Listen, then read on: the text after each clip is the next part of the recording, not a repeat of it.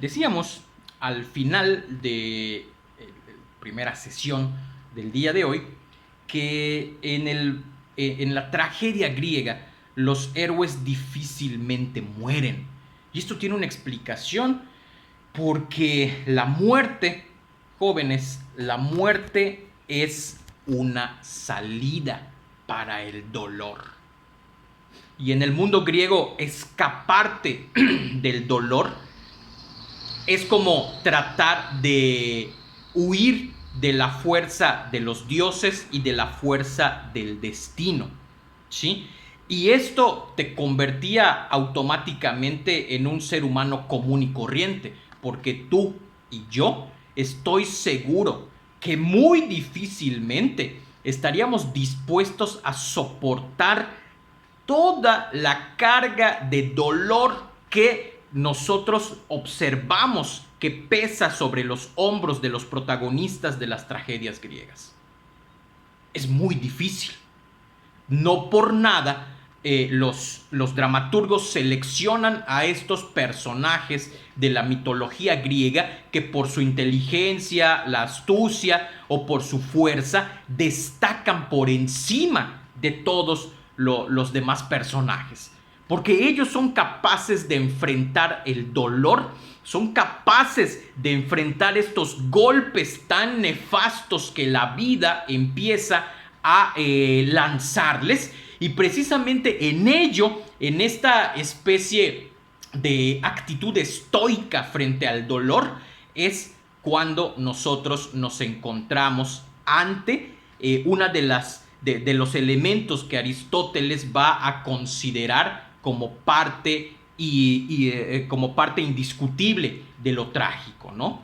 Lo trágico entonces evidentemente está vinculado con el dolor, evidentemente está vinculado con la fuerza de espíritu necesaria para poder soportar este dolor que cae sobre uno y a pesar de eso todavía tener la suficiente cordura como para distinguir el origen de esa tragedia que está cayendo sobre tu vida y después de eso tomar decisiones en consecuencia.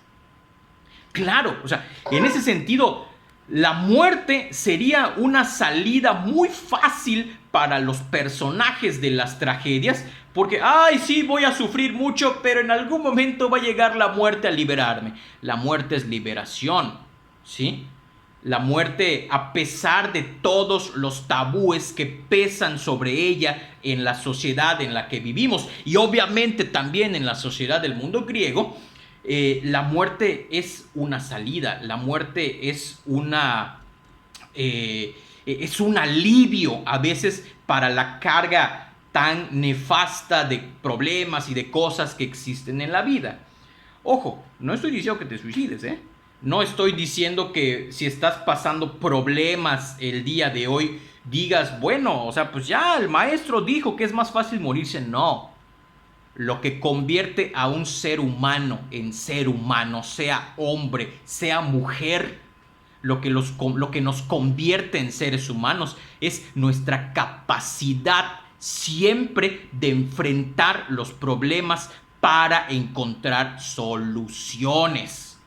Que es un poco lo que también nos enseña la tragedia en el mundo griego. Y ahorita lo vamos a ver cuando expliquemos acerca de lo que es Edipo Rey, la tragedia griega que Aristóteles toma como modelo de cómo deben hacerse tragedias griegas. Y si después de la explicación tienes tiempo, yo te invitaría a que la leyeras, ¿sí? O por lo menos que la escuches, te consigas un audiolibro, lo pongas con todo el volumen en tu cuarto o en tus audífonos y escúchala, porque te va a enseñar muchísimas cosas sobre la vida, ¿no? Y bueno, insisto, la muerte es expiación, la muerte es una salida, pero como la tragedia es un género dramático, sí, un género teatral que trata de vincular al ser humano que observa, al espectador con lo que está sufriendo el ser humano que está siendo representado en la escena, pues evidentemente la muerte no es una solución. Porque Aristóteles nos decía, debemos sentir piedad por el que está sufriendo en el escenario, pero también debemos sentir temor.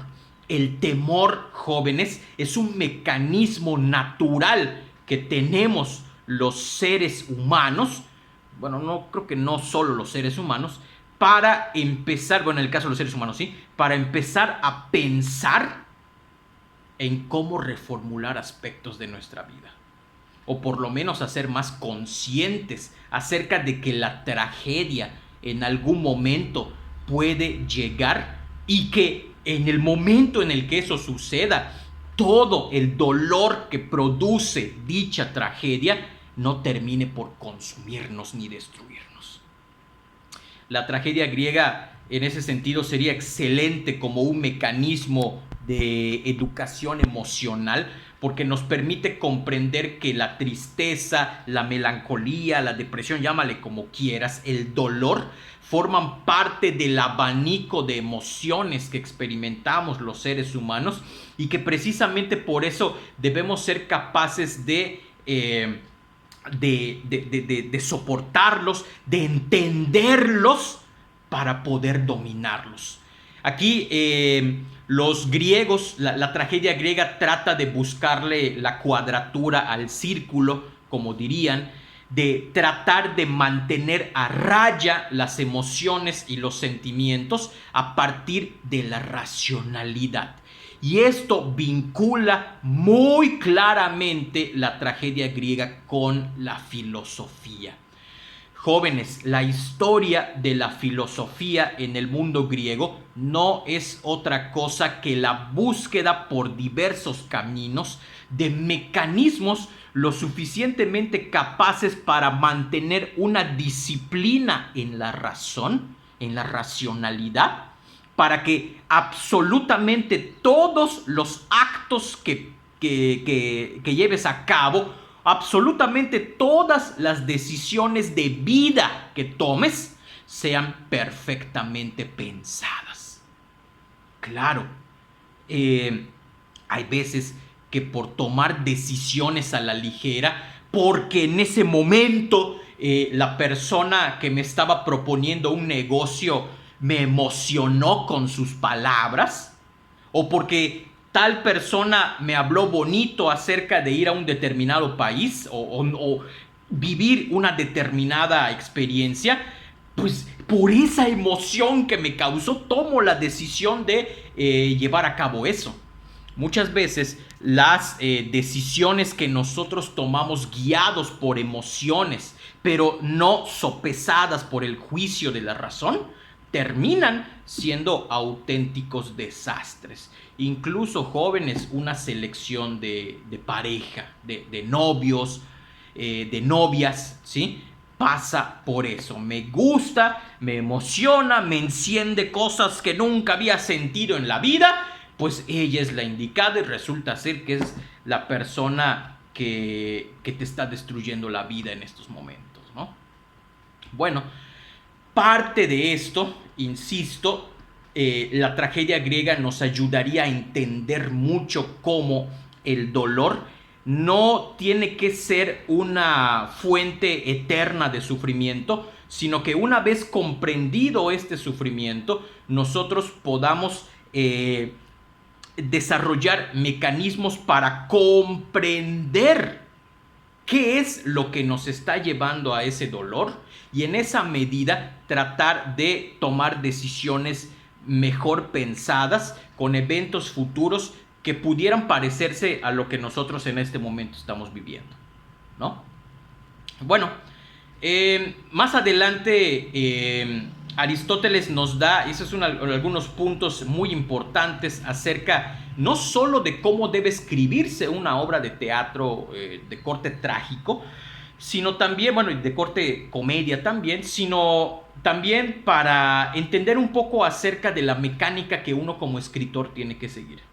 Y si a ti te interesan las historias, el cómic, los guiones de cine, etc., Aristóteles da muchísimos consejos acerca de de cómo hacer una obra de calidad. Y uno de esos consejos que plantea Aristóteles es que las acciones que lleven a cabo los personajes, ¿sí?, deben ser acciones coherentes y lógicas y coherentes dentro de los parámetros de la mentalidad del personaje. Es decir, si un personaje durante 40 minutos de la tragedia se portó como un hijo de puta, no puede ser que en los últimos 5 minutos cambie su manera de ver las cosas y diga, oh sí, fui muy culero con los que estaban a mi lado, ¿no? Y por lo tanto voy a cambiar. No, o sea, esa es una incongruencia. Si hay un personaje que se ha mantenido a lo largo de toda una historia, presentándonos una faceta de su personalidad, no puede en 3 segundos cambiar. Eso convierte a una obra literaria en algo de poca calidad porque la hace poco creíble para nosotros. Ojo, no estoy diciendo que a lo largo de la obra no pueda cambiar su manera de pensar. No, al contrario, la evolución psicológica de un personaje es fundamental, ¿no? Y lo vamos a ver en unos momentos con Edipo. Pero de eso a pensar que los cambios de manera de ser provienen en un 2x3, eso es una mentira que ni tú te la crees, ¿no? En estas vacaciones voy a hacer ejercicio porque... Y no lo hiciste. Porque las decisiones no se toman solo por cuestiones emocionales, sino que tiene que haber un convencimiento por parte de la razón para que quieras llevar a cabo esto. En fin, bueno, nos habla también Aristóteles de que las palabras, los diálogos de los personajes tienen que ser diálogos de ellos, no diálogos tuyos. Y tú dirás, güey, pues yo los estoy creando. Sí, pero Aristóteles es muy claro diciendo que cuando tú estás creando un personaje, estás tratando de crear a alguien, ¿sí?, diferente a ti, que tome sus propias decisiones, que tome sus propias maneras, que tenga sus propias maneras de pensar, que actúe de acuerdo a como lo dicte esa conciencia suya y no de acuerdo a cómo te lo dicte tu propia conciencia. Ese es el gran problema para los escritores jóvenes, ¿no? Que tratan de hacer que todos sus personajes representen a lo mejor una faceta distinta tuya. Y pues qué chiste. Al final de cuentas todos están...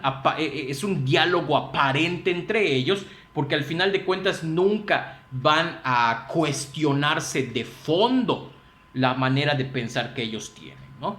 Pues porque al final de cuentas todos ellos son un espejo de lo que tú eres como persona. Y esas obras literarias poco valor tienen porque no nos ayudan a pensar de una manera diferente. En fin, aterrizo en esto que hemos hablado con un ejemplo que es el que Aristóteles toma como el caso perfecto de la tragedia. Y esa obra de la que habla Aristóteles es Edipo Rey. Edipo Rey, insisto, te invito a que lo leas. Más allá de que nosotros lo platiquemos acá, no hay como que tú lo leas. O lo puedas ver en alguna representación en escena, sería lo ideal. Edipo Rey es una obra que trata acerca de un personaje de la mitología griega llamado Edipo, que tiene una vida muy complicada. Toda su vida, a excepción de un periodo de años en los cuales su adultez está viviendo la felicidad absoluta, la vida de Edipo fue muy complicada.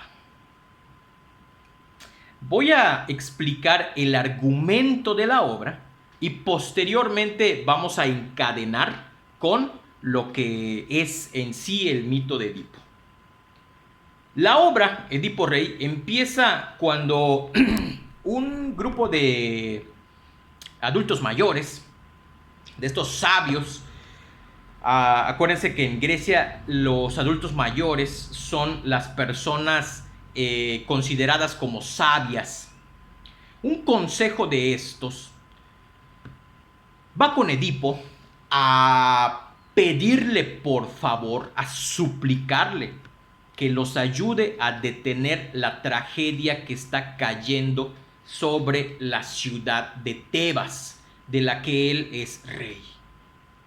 En Tebas, de la nada, empezaron a morirse los animales, empezaron a morirse los hijos, empezaron a morirse las cosechas, y hay un descontrol inmenso, hay un caos en Tebas porque la gente ya no sabe qué hacer.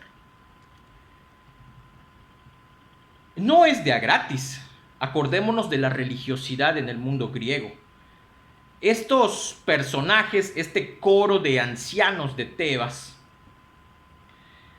está seguro que hay algo que los dioses tienen algo que ver en esto que está sucediendo en Tebas.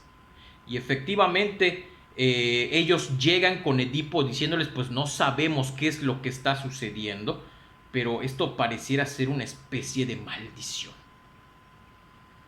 Edipo, como personaje sensible que es, como buen gobernante que es, hace caso a las súplicas de los ancianos y les jura que va a encontrar la raíz de estos males y va a tratar de eliminarla para traer de nueva cuenta el orden y la armonía a Tebas.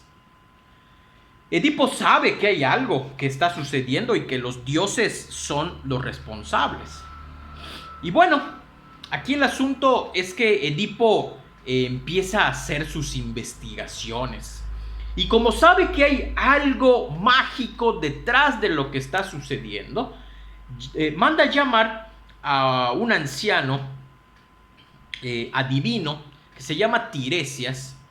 Y Tiresias, una vez frente a Edipo, le dice que efectivamente hay un crimen. O sea, los dioses, con esto que está sucediendo en Tebas, están castigando la conducta de uno de sus habitantes que cometió pecados, crímenes tan graves. La noción de pecado es muy cristiana.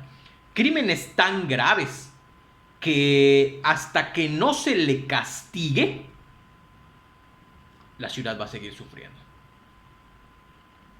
Porque aparentemente esta venganza, y esto ya es de mi cosecha, aparentemente esta venganza llega sobre las cosas que uno ama, ¿no? Edipo amaba a Tebas. La historia de la llegada de Edipo a Tebas la vamos a contar en unos momentos, pero es por méritos propios.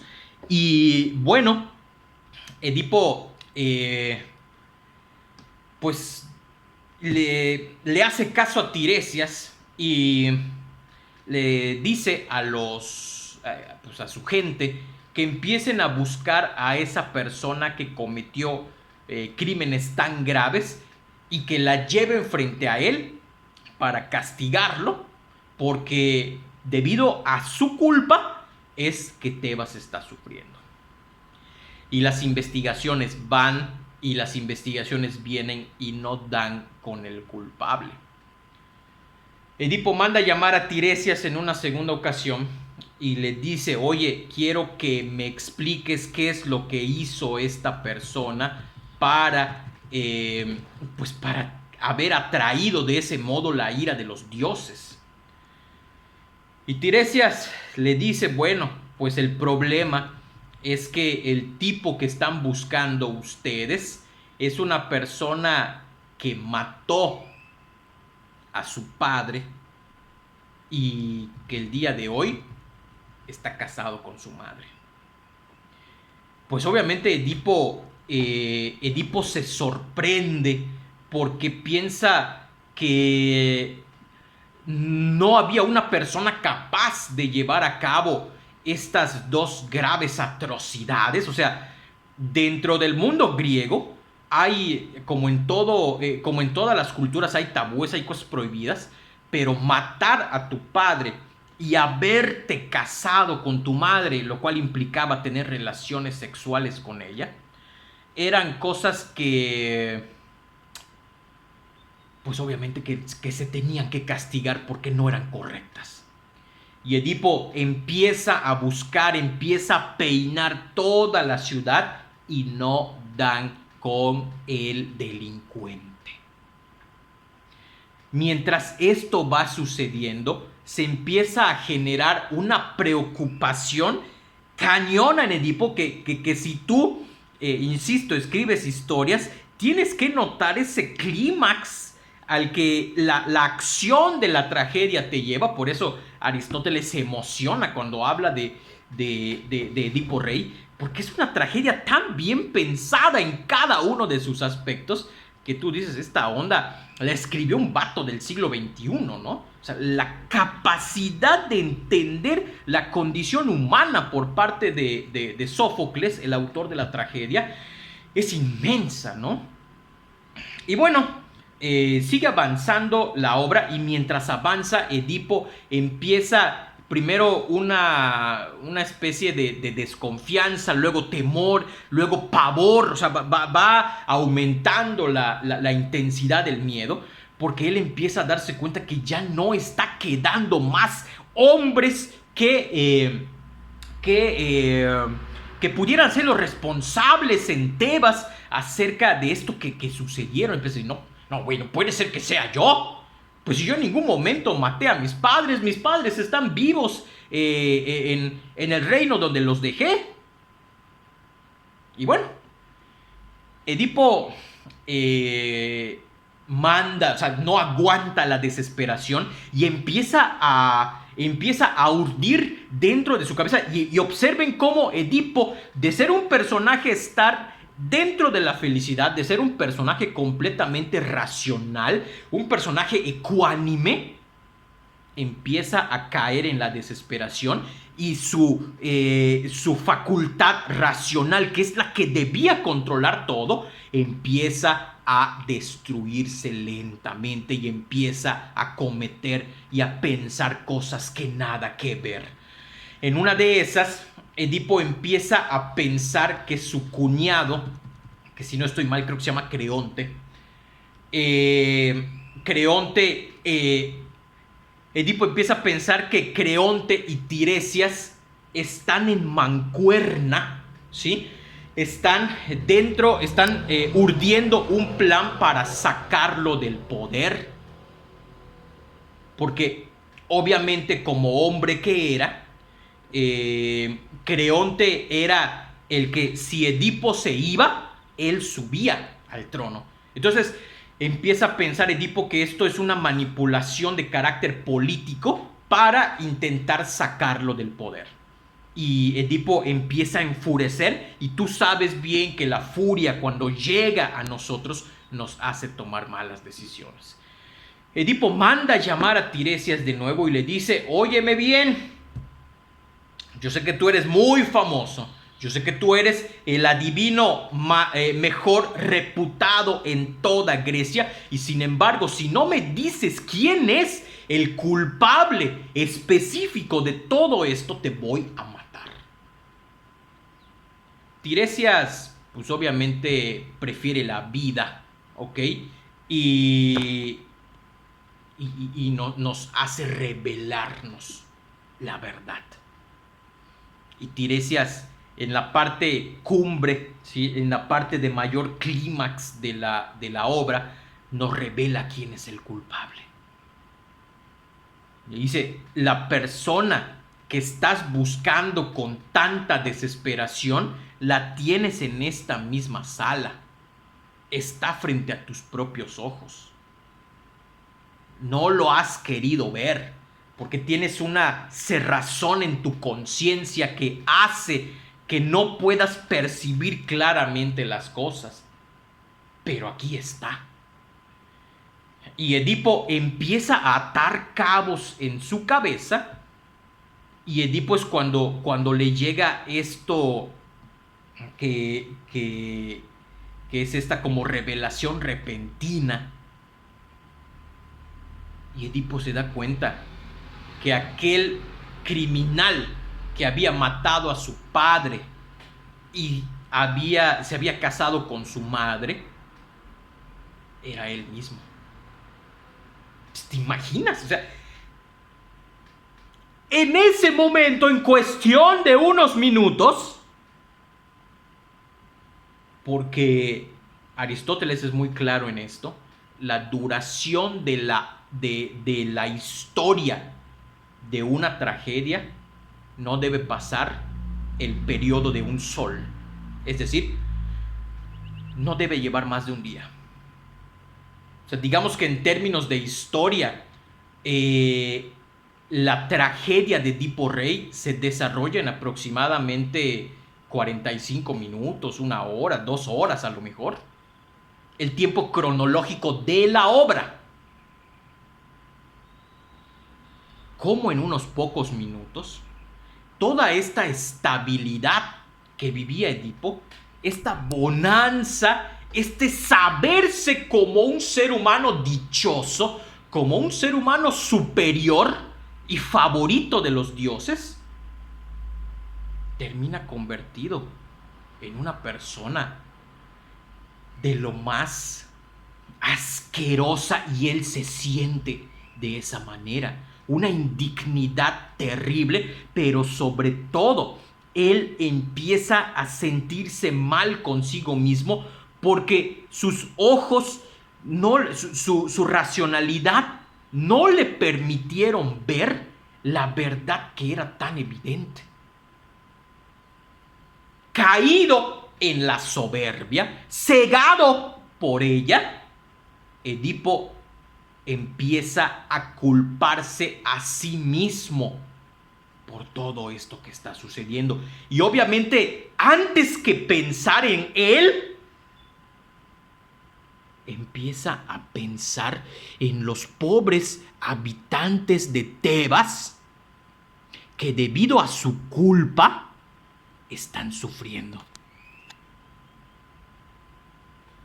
Entonces, toda esta felicidad, esta dicha que experimentaba Edipo, se cae como un castillo de naipes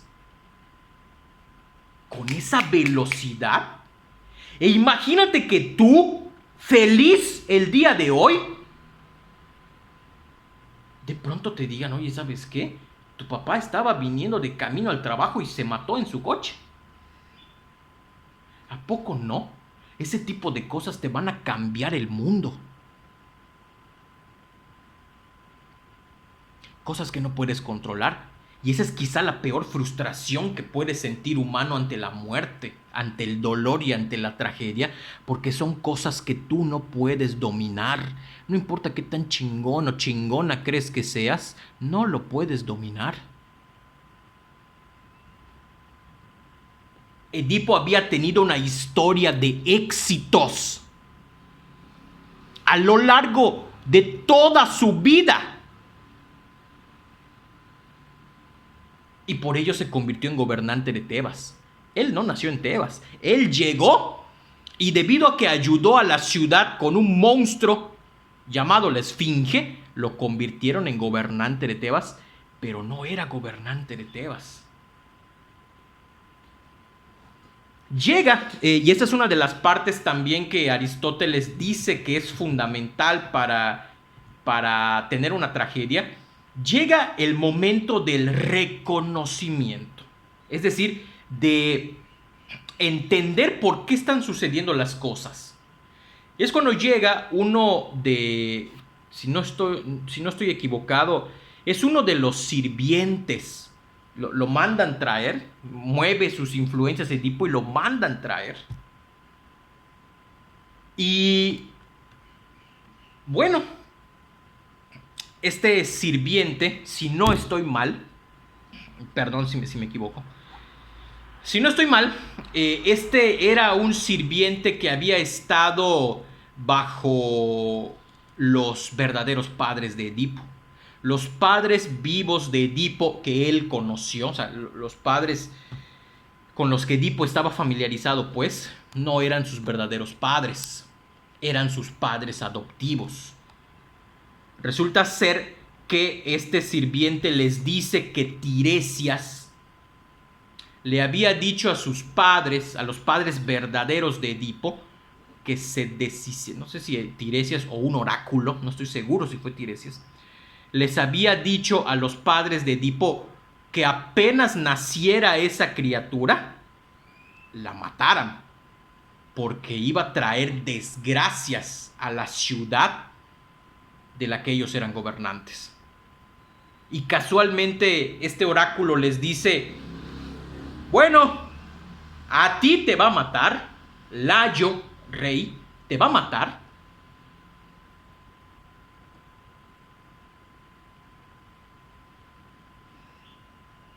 Y no es Layo, perdón, no es Layo. Te va a matar y va a matar... pero si es Layo, te va a matar a ti, Layo, y se va a casar con tu esposa, con su madre.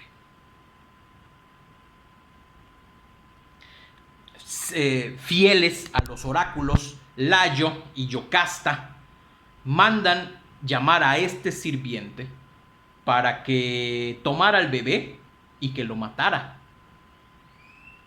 Pero ahí viene la naturaleza humana y este sirviente le tuvo piedad a Edipo y pues lo dejó vivo. Y conforme fue avanzando la vida de Edipo, llegaron dos sucesos del destino que fueron los que llevaron a Edipo a donde estaba. En una ocasión, y sigue contando por allá, se sigue contando en la tragedia, en la obra, en una ocasión una carreta, un carruaje tirado por caballos, pues aparentemente todos los que estaban sobre ese carruaje, los pasajeros, pues Edipo estaba caminando por la vereda del camino y aparentemente lo insultan a Edipo de alguna manera. Edipo se molesta y termina matándolos a todos con la espada. Vámonos. Los ajusticia, incluida la persona que iba dentro, y resulta ser que sin saberlo Edipo, y esto es muy importante porque eso quiere decir que el destino tiene a Edipo como una marioneta. O sea, Edipo no es consciente de lo que hace, pues, de las implicaciones de lo que está haciendo. En ese incidente, Edipo mata a su padre, Layo, sin saberlo, obviamente. Layo y Yocasta, reyes de Tebas, la ciudad que él gobernaba. Entonces, Edipo mata a su padre y Yocasta, su madre, queda viuda. En una de esas hay un monstruo que ataca a Tebas y Edipo, como sabían que era un guerrero que podía vencerlo absolutamente todo, lo mandaron llamar. Y Edipo, contestando un acertijo que la esfinge le había dado a muchísimos otros personajes y que nunca pudieron contestar, y que por eso los había matado y se había instalado a destruir la ciudad, Edipo contesta el enigma de la esfinge y libera a Tebas. Como recompensa de ello, Edipo recibe el gobierno de la ciudad. Lo convierten en rey de Tebas por aclamación popular y se convierte en esposo de la reina viuda, Yocasta. Cuando Edipo descubre todo esto, o sea, todo esto que yo les dije en varios minutos en la tragedia es algo así, veloz. Cuando Edipo descubre esta verdad, estas verdades, se dice que toma dos prendedores de cortinas que estaban en el palacio y con ellos se saca los ojos. Me faltó un detalle. Yocasta se entera también de esto. La esposa y madre de Edipo se entera y se suicida. Se cuelga, se ahorca en su cuarto. Es cuando Edipo, después de todo esto, vámonos, se saca los ojos. Estos ojos no me permitieron ver la verdad que era tan evidente y por lo tanto, vámonos. Edipo no se mata. Y esto es el carácter del héroe trágico, porque ya sabe cuál es el problema, pero a sabiendas de él, dice: yo no me voy de acá.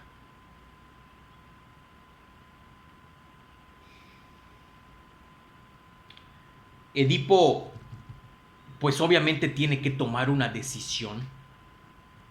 O sea, después de ser una persona que estaba en la cima del éxito y la felicidad, de pronto se convierte en el peor ser humano que pudo haber existido. Mata a su padre, se acuesta con su mamá, tiene hijos con ella y además está haciendo que Tebas sufra. Y Edipo, a pesar de eso, después de este error, digamos, de conciencia, este error de no llevar a cabo más allá sus facultades mentales para comprender sus orígenes, Edipo deja la soberbia, se convierte en el ser humano más humilde del mundo y dice: Creonte, ¿sabes qué? Ya conozco toda la verdad.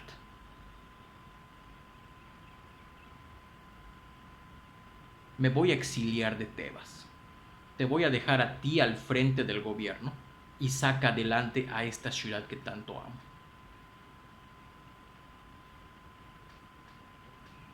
Después de haber solucionado todo lo que podía solucionar, Edipo, con toda la humildad que lo caracteriza ahora, después de todo el golpe trágico, se va. Ciego, obviamente. Con un bastón únicamente se va. Y se va a perder en uno de los bosques de Grecia. Y ahí termina la obra. Hay una frase que a mí en lo personal me ha ayudado mucho a entender la vida. Y a pesar de que a lo mejor a estas alturas todavía no me ha tocado una tragedia, todavía no he perdido a un padre, no he perdido a mi madre, un hermano, un hijo, una esposa o nadie, me parece que es de lo más verdadera. Y dice la frase final, el coro de Tebas termina diciendo que ningún ser humano se sienta dichoso a lo largo de su vida, porque uno no sabe en qué momento la muerte y la tragedia se van a hacer presentes en su vida para que se den cuenta de que el ser humano es en extremo frágil y que la desgracia puede caer sobre él en cualquier momento. Bueno, jóvenes, con esta explicación de la obra de Edipo Rey finalizamos esta primera sesión. Posteriormente hablaremos de otras etapas del teatro para que ustedes tengan una idea más clara acerca de cómo va evolucionando este género y puedan hacer de manera correcta su proyecto. Que tengan muy buen día, buenas tardes o buenas noches, dependiendo en qué momento tú veas este video. Hasta luego.